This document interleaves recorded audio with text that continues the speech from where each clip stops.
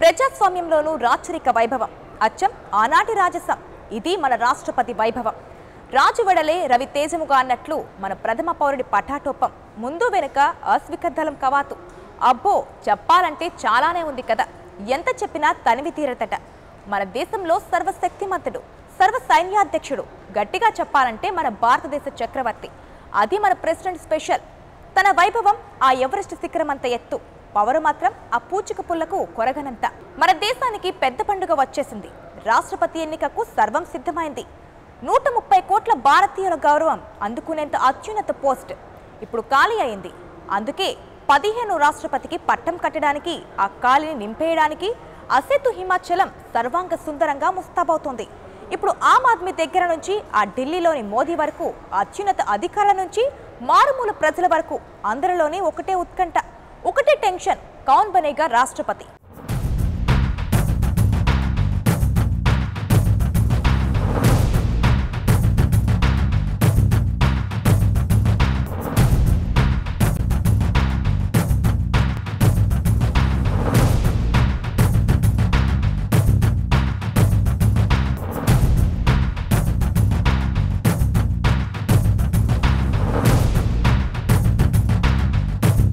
సువిశాల భారతం, సుసంపన్నమైన రాజ్యం, ప్రజాస్వామ్యంలో మేటి, రారెవరూ మన దేశానికి సాటి.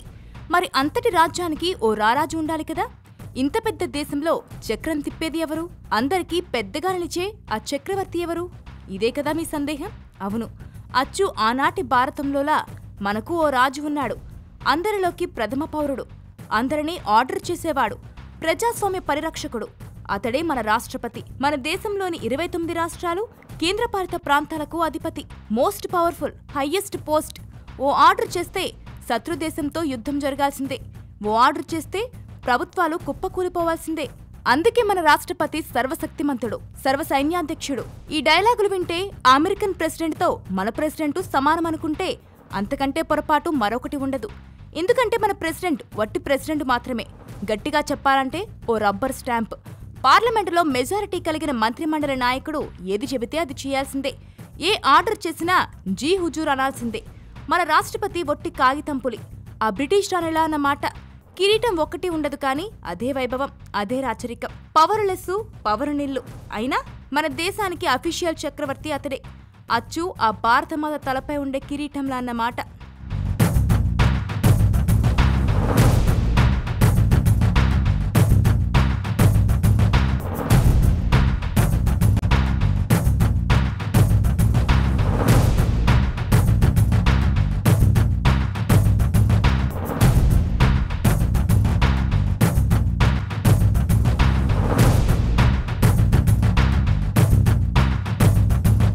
ఇంత పెద్ద పదవి, ఇంత పెద్ద ఘనత, దేశంలోనే హైయెస్ట్ పోస్ట్.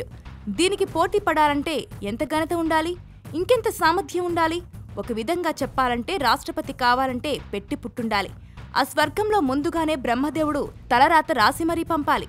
అందుకే ఈ పదవిని నిర్ణయించే అధికారాన్ని జాతీయ పార్టీలు ఓ అదృష్టంగా భావిస్తాయి. ఇప్పటి వరకు అద్భుతమైన జాతిరత్నాలను ఏరుకోరి ఈ పదవికి ఎంపిక చేశాయి. ఒక అబ్దుల్ కలాం, ఒక సర్వేపల్లి రాధాకృష్ణన్, ఒక వివి గిరి, ఒక ప్రకృద్దీన్ ఆలీ అహ్మద్, ఒక బాబు రాజేంద్ర ప్రసాద్, ఒక నీలం సంజీవరెడ్డి. అబ్బో, ఇలా చెప్పుకుంటూ పోతే ఆ సమున్నత వ్యక్తిత్వానికి ఆశ్చర్యపోవాల్సిందే. అద్భుతమైన ఆ ఎంపికకు సవాల్ చేయాల్సిందే. అత్యంత సామాన్యులు, అత్యంత మేధావులు, అత్యంత అరుదైన వ్యక్తిత్వం కలవాళ్ళు మాత్రమే ఇప్పటి వరకు ఈ పదవికి ఎంపికయ్యారు. ఈ మధ్య ఈ ఎంపిక గాడి తప్పింది. దాదాపుగా అందరు రాష్ట్రపతులను ఎంపిక చేసిన ఘనత ఆ కాంగ్రెస్ పార్టీకి దక్కింది. ఎన్నడూ లేనట్లు తొలిసారి ఆ అదృష్టం కాషాయ పార్టీకి దక్కింది. మెజారిటీకి కూతవేటు దూరంలో ఎన్డీఏ ఉంది. గట్టిగా చెప్పాలంటే ఆల్రెడీ టచ్ చేసేసింది. ఇంకోవైపు ఏకాభిప్రాయానికి రావాలంటూ యూపీఏ హెచ్చరిక, కాదంటే యుద్ధం తప్పదంటూ సవాల్. అందుకే ఈ ఉత్కంఠ. ప్రాంతీయ పార్టీలకు గిలిగింత.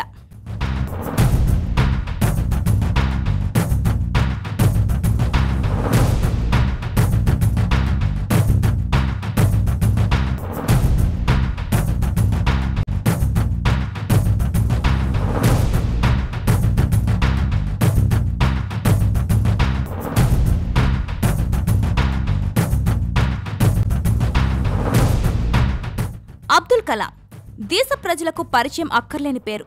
అద్భుతమైన వ్యక్తిత్వం. ఆ భారతరత్నకే వన్ని తెచ్చిన వ్యక్తిత్వం. అసేతు హిమాచలం ఆ శాస్త్రవేత్తకు సలాం కొట్టింది. ఓ సామాన్యుడికి భారతదేశ సింహాసనం దక్కేలా చేసింది. నిజానికి కలాం ఎంపిక ఎన్డీఏ హయాంలోనే జరిగింది. ఆ వాజ్పేయి పాలనలోనే జరిగింది. అప్పుడెప్పుడో స్వతంత్రం వచ్చిన కొత్తలో అనుకుంటా బాబు రాజేంద్ర ప్రసాద్, సర్వేపల్లి రాధాకృష్ణన్ వంటి జాతిరత్నాలు ఈ గద్దెపై కూర్చున్నాయి. ఆ తర్వాత ఆ అవకాశం రాలేదు. రాష్ట్రపతి పదవి ఎంపికను కాంగ్రెస్ పార్టీ రాజకీయం చేసింది. ఇంత గొప్ప పదవిని సీనియర్ నేతల చివరి మజిలీగా చేసేసింది.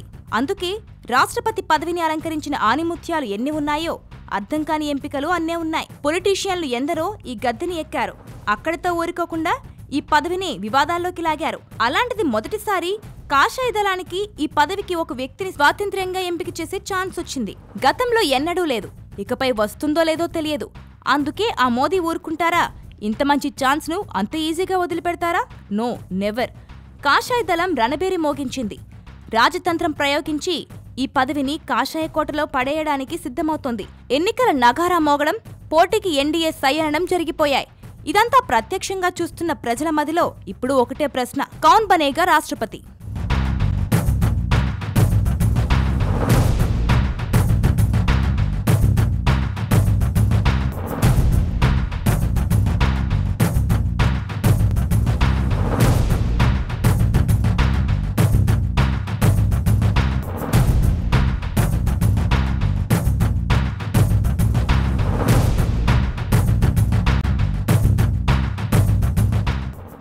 ఎందరో మహానుభావులు, వీళ్ళందరికీ వందనాలు.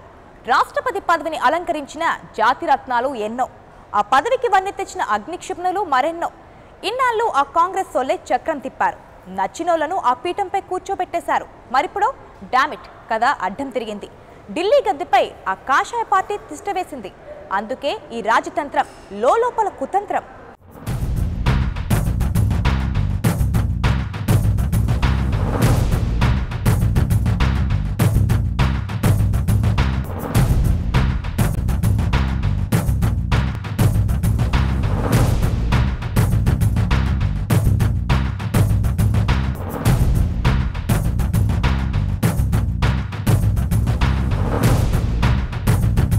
ఎన్నికల బేరీ మోగింది. ఎన్డీఏ తన ప్రయత్నాలు తన మునిగిపోయింది. మరోవైపు యూపీఏ సారథ్యంలో ప్రాంతీయ పార్టీలు ఏకమవుతున్నాయి. ఆ కాషాయ దళాన్ని ఆ రాష్ట్రపతి ఎన్నికల్లోనైనా కలిసికట్టుగా ఓడించాలని భావిస్తున్నాయి. అన్ని లెక్కలు వేసుకున్న తర్వాతే యూపీఏ చైర్పర్సన్ సోనియాగాంధీ మోదీజీకి సవాల్ విసిరారు. ఏకాభిప్రాయానికి రావాల్సిందేనంటూ హెచ్చరిక చేశారు. అలా కాదు, ఆర్ఎస్ఎస్ ఎంత చెబితే అంతా అంటే తాట తీయడం ఖాయమని చెప్పకనే చెప్పేశారు. ఒకవేళ ఏకాభిప్రాయ అభ్యర్థిని రంగంలోకి దించితే పోటీ పెట్టకూడదని ప్రతిపక్షాలు భావిస్తున్నాయి. రాష్ట్రపతి ఎన్నికను ఏకగ్రీవం చేయాలని నిర్ణయించాయి. వాజ్పేయి హయాంలో ఈ సమస్య వచ్చింది. ఆనాడు యూపీఏ ప్రభుత్వం అబ్దుల్ కలాంను ప్రతిపాదించే అవకాశాలున్నాయని తేలడంతో ముందుగానే వాజ్పేయి ప్రభుత్వం ఆ పని చేసి ఆ చిక్కుల నుంచి చక్కగా తప్పించుకుంది. ఢిల్లీలో అధికారంలో ఉన్న గల్లీలో అధికారం లేదు. మరిప్పుడు అలా కాదు. మెజారిటీ రాష్ట్రాల్లో కాషాయ దళమే కదం తొక్కుతోంది. మెజారిటీ మార్కుకు అతి చేరువలోనే ఎన్డీఏ ఉంది. అందుకే మోదీజీలో అంత ధీమా. విభజించి పాలించు అనే నీతిని పాటించి ప్రతిపక్షాలు తన్నుకునేలా చేస్తే ఈ పరీక్ష నుంచి గట్టెక్కచ్చని, నామమాత్రపు మెజారిటీని ఈజీగా అందుకోవచ్చని బీజేపీ ధీమాగా ఉంది.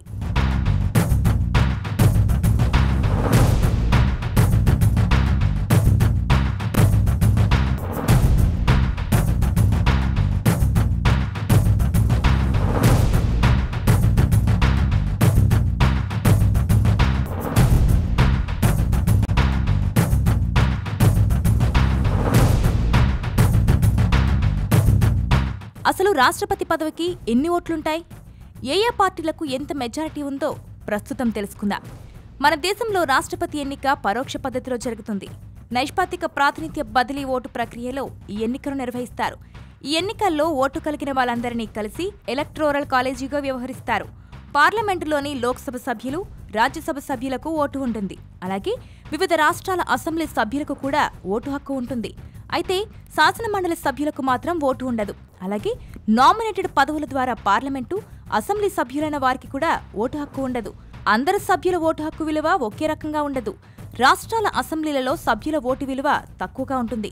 చిన్న రాష్ట్రాల్లో మరీ తక్కువగా, పెద్ద రాష్ట్రాల్లో కొంచెం ఎక్కువగా ఉంటుందన్నమాట.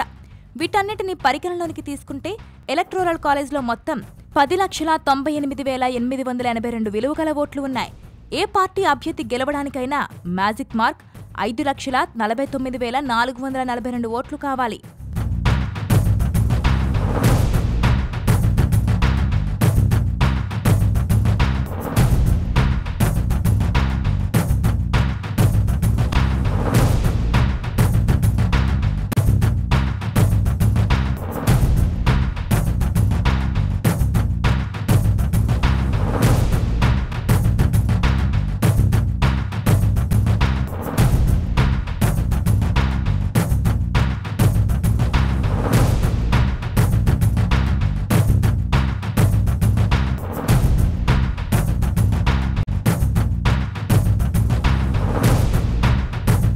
ప్రస్తుతం బీజేపీ సారథ్యంలోని కూటమి ఎన్డీఏకు 5,31,442 ఓట్లు ఉన్నాయి. ఇవి మొత్తం ఎలక్టోరల్ కాలేజీ ఓట్లలో 48.3%. ఈ లెక్కన ఎన్డీఏ అభ్యర్థి విజయం సాధించాలంటే ఇంకా 1.7% ఓట్లు కావాలి. ఈ అదనపు ఓట్లు సాధించడమే పెద్ద సమస్య. అందుకే బీజేపీ నాయకత్వం జుట్టు పీక్కుంటుంది. ఇంత పక్కాగా లెక్కలు వేసి పోటీకి దిగినా స్వపక్షాలు హ్యాండిస్తే కోలుకోవడం కష్టం. ఎందుకంటే ఈ ఎన్నికలు పరోక్ష పద్ధతిలో జరుగుతాయి. ఎవరు ఎవరికి ఓటు వేశారో అస్సలు తెలియదు. మరొక విషయం ఏమిటంటే ఈ పోటీలో తాము చెప్పిన అభ్యర్థిగా ఓటేయాలంటూ రాజకీయ పార్టీలు విప్ జారీ చేసే అవకాశం లేదు. అందుకే ఈ సమస్య. ఒక విధంగా ఇది అధికార పార్టీకి లాభం. అదే సమయంలో ఏదైనా తేడా జరిగిందంటే అంతే సంగతులు. ఉన్న పరువు కాస్తా పోతుంది. అందుకే బీజేపీ నాయకత్వం మేధోమదనంలో మునిగిపోయింది.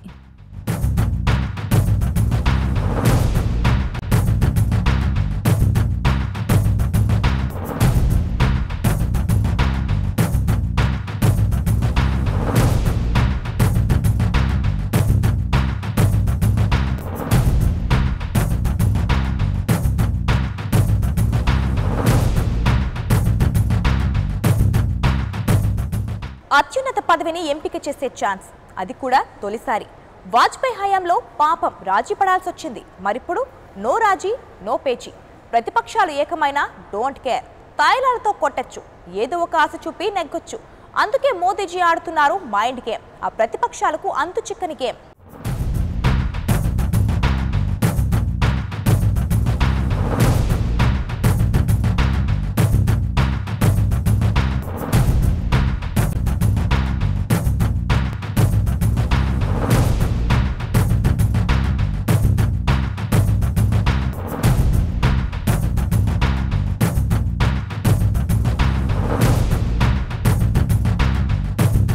మన రాష్ట్రపతి ఎవరు కావచ్చు? ఎవరయ్యే ఛాన్స్ ఎక్కువగా ఉంది? ఈ ఊహాగానాలు పక్కన పెడితే అసలు అభ్యర్థులెవరో ఇప్పటివరకు ఖరారు కాలేదు. తొలిసారి ఛాన్స్ కదా, కాషాయ దళం భారీగానే కసరత్తు చేస్తుంది. ఎట్టి పరిస్థితుల్లో ఈ ఛాన్స్ వదులుకోవద్దని అనుకుంటుంది. ఎన్డీఏ అభ్యర్థులుగా పలు పేర్లు వినబడుతున్నాయి. అదే టైంలో అభ్యంతరాలు వినబడుతున్నాయి. నిజానికి నిన్న మొన్నటి వరకు బీజేపీకి ఈ కన్ఫ్యూజన్ ఉండేది కాదు. ఆనాడు ప్రధాని పదవిని త్యాగం చేసినందుకు రాష్ట్రపతి పదవి అద్వానీకి కట్టబెట్టాలని ఆర్ఎస్ఎస్ తీర్మానించిందని అందరూ అనుకున్నారు. నిన్న మొన్నటి వరకు అద్వానీజీ కూడా ఇలాగే భావించారు. ఈ మధ్యే ఆ బాబ్రీ మసీద్ కూల్చివేత వ్యవహారం అగ్రనేతల మెడకు చుట్టుకుంది. దీంతో కథ అడ్డం తిరిగింది. కూల్చివేత కుట్రలో ఈ అగ్రనేతలంతా భాగస్వాములేనని, వీళ్లపై కుట్ర కేసు నమోదు చేయాల్సిందేనంటూ అత్యున్నత న్యాయస్థానం ఆదేశాలు జారీ చేయడంతో అద్వానీజీ ఒక్కసారిగా చతికిలపడ్డారు. ఇంత పెద్ద పదవికి కోర్టు దోషిగా నిర్ధారించిన వ్యక్తిని ఎంపిక చేసే సాహసం బీజేపీ చేయదని తేలిపోయింది.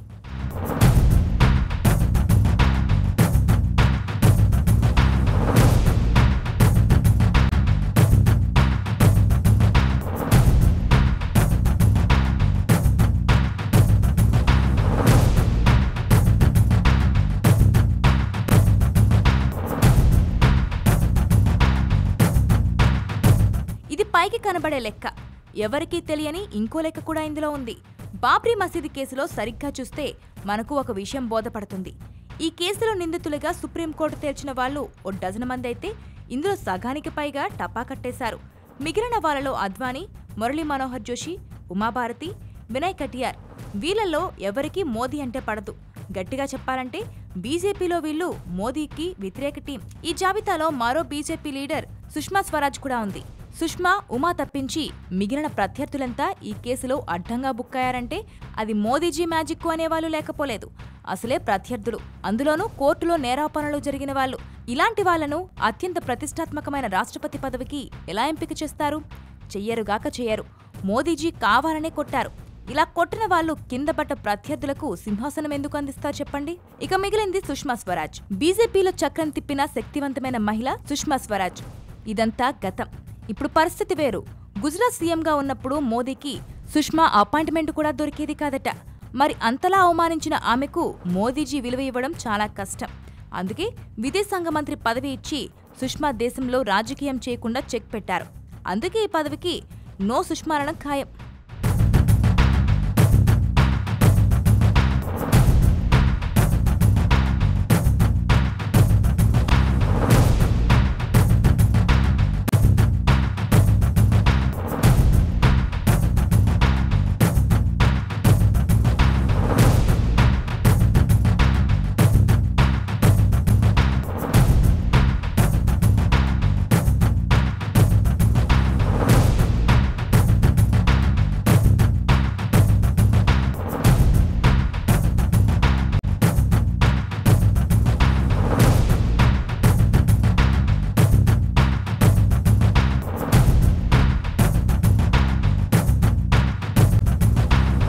కమలదళంలో మిగిలింది ఆర్ఎస్ఎస్ చీఫ్ మోహన్ భగవత్. ఈ పేరు చెబితే ప్రతిపక్షాలు రెచ్చిపోవడం ఖాయం. నానాయాగి చేసి ఎన్డీఏ అభ్యర్థిని ఓడించడానికి ఏకం కావడం ఖాయం. అందుకే మోదీజీ కోరి కోరి ఈ చిక్కును తెచ్చుకోపోవచ్చు. ద్రౌపది ముర్ము అని మరో పేరు వినబడుతోంది. నితిన్ గడ్కరీ పేరు కూడా చిత్రంగా బయటకు వచ్చింది. వీళ్లు కాకుండా ఇంకో ఇద్దరు పేర్లు అమిత్ షా ప్రతిపాదించినట్లు తెలుస్తోంది. ఈ పేర్లేవి మామూలు ప్రజలకు తెలియనివి కావు. అవన్నీ మోదీజీ, అమిత్లకు సంబంధించినవి. ఇక యూపీఏ అభ్యర్థులుగా గోపాలకృష్ణ గాంధీ, మీరా కుమార్, శరద్ పవార్, శరద్ యాదవ్ తదితరుల పేర్లు వినిపిస్తున్నాయి. వీళ్లలో మీరా కుమార్కు అంత సీన్ లేదు. Sharad Pawar most powerful leader. అవసరమైతే అధికార పక్షాన్ని అడ్డంగా చీల్చే సామర్థ్యం ఉంది. శరద్ యాదవ్ పర్వాలేదు. అందరికంటే శక్తివంతమైన నాయకుడు గోపాలకృష్ణ గాంధీ. ఈ పేరు చెబితే ఎవరికీ అర్థం కాదు. మన జాతిపిత మహాత్మా గాంధీ ముని మనవడు అని చెబితే అందరూ గుర్తుపడతారు. ఈయనను రాష్ట్రపతి పదవికి ఎంపిక చేస్తే దేశ ప్రజలు మురిసిపోతారు. అందుకే ఈ మధ్య సోనియా గాంధీ ఈయనతో చర్చించారు. ఒకవేళ రెండు పక్షాలు కత్తులు దూసేందుకు ఇష్టపడకపోతే ఏకాభిప్రాయ అభ్యర్థులుగా గోపాలకృష్ణ గాంధీ, సుష్మా స్వరాజ్లకు అవకాశం ఎక్కువగా ఉంది. సుష్మాకు ప్రతిపక్ష పార్టీలతో మంచి సంబంధాలున్నాయి. గోపాలకృష్ణ గాంధీ పేరు చెబితే దేశంలో ఏ పార్టీ కూడా అభ్యంతరం పెట్టకపోవచ్చు.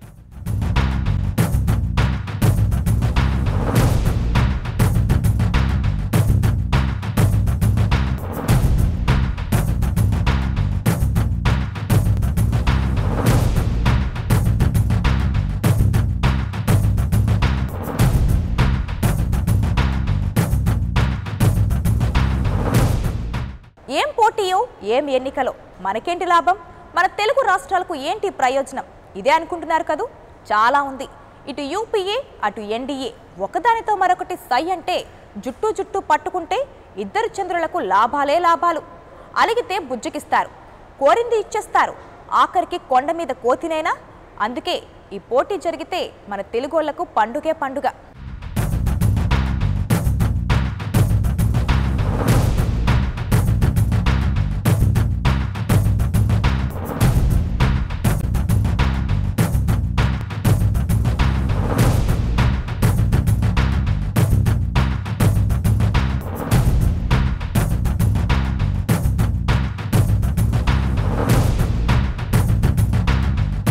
ప్రస్తుత రాష్ట్రపతి ప్రణబ్ ముఖర్జీ పదవీకాలం జూలై 24వ తేదీతో ముగియనుంది. అందుకే రాష్ట్రపతి ఎన్నికలకు నగారా మోగింది. ఈ ఎన్నిక జూలై 17వ తేదీన జరగనుంది. ఫలితాలు 20వ తేదీన వెలువడనున్నాయి. ఒకవేళ రాష్ట్రపతిని ఏకగ్రీవంగా ఎన్నుకుంటే మాత్రం పోలింగ్ ఉండదు. ఈ మేరకు రాష్ట్రపతి, ఉపరాష్ట్రపతి ఎన్నికలకు కేంద్ర ఎన్నికల సంఘం ఇప్పటికే షెడ్యూల్ విడుదల చేసింది. ఈ ఎన్నికలకు లోక్సభ సెక్రటరీ జనరల్ రిటర్నింగ్ అధికారిగా వ్యవహరించనున్నారు. రాష్ట్రపతి పదవికి పోటీ చేసే అభ్యర్థిని కనీసం 50 మంది ఓటర్లు ప్రతిపాదించాల్సి ఉంటుంది. మరో 50 మంది బలపరచాలి. అందుకే అభ్యర్థులు ఎక్కువ మంది ఉండే అవకాశం లేదు. రహస్య బ్యాలెట్ ద్వారా జరిగే ఈ ఎన్నికల్లో విప్ జారీ చేయకూడదు.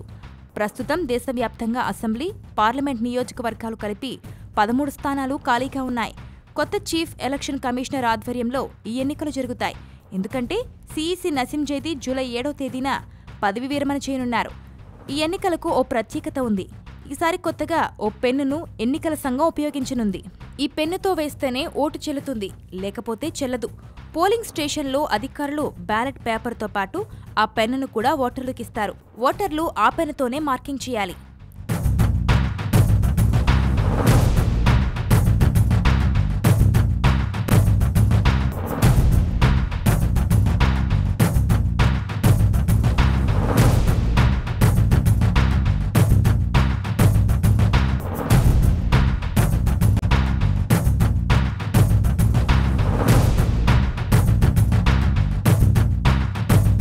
మన తెలుగు రాష్ట్రాలకు ఒక ప్రత్యేకత ఉంది. ఒకవేళ పోటీ కనుక జరిగితే అటు తెలంగాణ ఇటు ఆంధ్రాకు ప్రాధాన్యమివ్వక తప్పదు. ఆంధ్రప్రదేశ్ ఎలాగూ ఎన్డీఏలో భాగం, ఇక మిగిలింది తెలంగాణ రాష్ట్ర సమితి. ఈ పార్టీని ప్రత్యేకంగా తెలంగాణ ముఖ్యమంత్రి కేసీఆర్ను బుజ్జగించాలి. మొన్ననే అమిత్ షా హైదరాబాద్లో హడావిడి చేశాడు. ఈ విషయంపై కేసీఆర్ మండిపెరడం, పరోక్ష హెచ్చరికలు జారీ చేయడం జరిగింది. దీనిని సర్దుబాటు చేయాల్సిన అవసరం ఉంది. ఇటీవలే నవ్యాంధ్ర ప్రతిపక్ష నాయకుడు జగన్మోహన్ రెడ్డి ప్రధాని మోదీజీతో సమావేశమయ్యాడు. ఈ విషయమై చంద్రబాబు అలీకడని తెలుస్తోంది. మరి దీనిపై ఏం చేస్తారో, ఎలా బుజ్జగిస్తారో తెలియదు. ఒకవేళ ఏకాభిప్రాయ అభ్యర్థిని నిలబెడితే తెలుగు రాష్ట్రాలను బుజ్జగించాల్సిన అవసరం లేనేలేదు.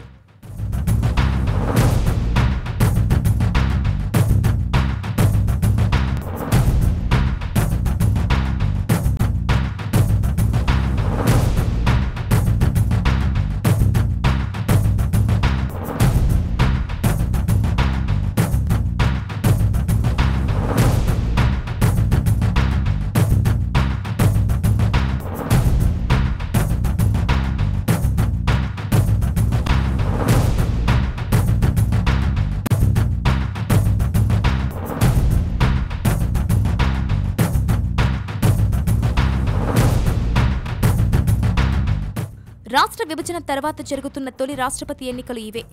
ఏపీ అసెంబ్లీని నూతన రాజధాని అమరావతికి తరలించిన నేపథ్యంలో ఏపీ శాసనసభ్యులు ఓట్లు వేయడానికి వీలుగా వెలగపూడలోని అసెంబ్లీ భవనంలో కేంద్ర ఎన్నికల సంఘం పోలింగ్ స్టేషన్ ఏర్పాటు చేసింది. అసెంబ్లీ భవనంలోని కమిటీ హాల్ 201లో పోలింగ్ జరుగుతుంది. అసిస్టెంట్ రిటర్నింగ్ అధికారులుగా నియమితులైన శాసనసభ కార్యదర్శి కె సత్యనారాయణరావు, డిప్యూటీ కార్యదర్శి పి బాలకృష్ణమాచార్యులు పోలింగ్ పర్యవేక్షిస్తారు. అలాగే తెలంగాణ ఎమ్మెల్యేల కోసం రాష్ట్ర అసెంబ్లీలోని కమిటీ హాల్ 1లో పోలింగ్ స్టేషన్ ఏర్పాటు చేశారు. అసిస్టెంట్ రిటర్నింగ్ అధికారులుగా నియమితులైన శాసనసభ కార్యదర్శి ఎస్ రాజా సదారం, సంయుక్త కార్యదర్శి వి నరసింహాచార్యులు పోలింగ్ను పర్యవేక్షిస్తారు. మొత్తం మీద అటు ఎన్డీఏ ఇటు యూపీఏ సై అంటే ఈ ఎన్నికలు రసవత్తరంగా జరగడం, హోరాహోరీ పోరు జరిగి మన తెలుగు రాష్ట్రాలు, అందులోనూ మన సీఎం చంద్రులు బలపడతారనడంలో సందేహం లేదు.